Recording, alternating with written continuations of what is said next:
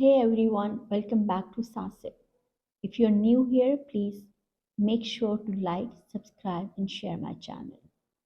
Today we are talking about presentations. When you are a university student, you're certainly asked to present yourselves in front of your fellows, whether as part of an assessment for a module or a course, as a group presentation in a seminar, or during an interview. Presentation is similar to written essays because they both have thought, planning, and research, but the nature can be different. For many students, delivering a presentation is nerve wracking. It's very tough for them, it's very challenging, but it doesn't have to be. Here are some tips which I'm going to share with you guys, and they would certainly help you to become a good presenter. First of all, you need to have 5 important things in your mind: what, when, why, how much, and to whom. So what are the objectives of your presentation? You need to be very, very clear about the objectives of your presentation. What are your presentation's objectives? You need to be very clear about them. Who is your audience? And if you know your audience, if they are your class fellows, if they are your peer, it makes it easier for you. What content are you going to include? In case of the university students, you are mostly assigned the topics from your course books, so it makes your task easier, obviously. How much time do you have? Knowing your time helps you to organize your content appropriately. What visual aids will you use? This is very important to have a good presentation with good visual aids. When you are writing your presentation, always try notes on index cards.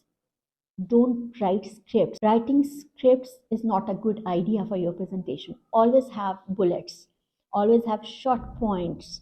Never rely on writing out the whole presentation, because when you're writing the whole presentation, you are going to read it, and reading a presentation doesn't have a good impact. Plan out the presentation to get a smooth flow of ideas. It's very important to have a good impact of your presentation, and that comes through planning.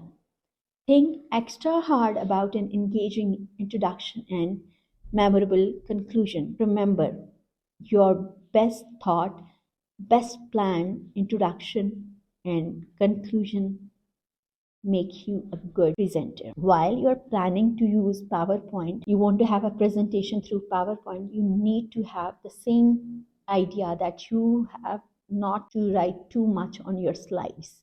Always have an appropriate font size for your slides. They should be readable, and you should avoid overwriting. You should not write too much on slides. They should be in bullet form.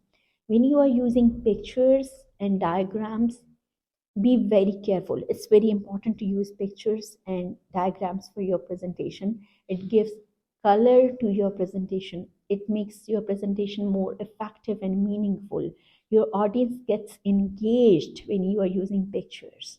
So when you're using pictures, always be careful if you are using copyright images, because if you are using presentation in that country where using copyright images or material is not allowed, it would cause you harm. Make sure you have a backup plan in case technology doesn't work.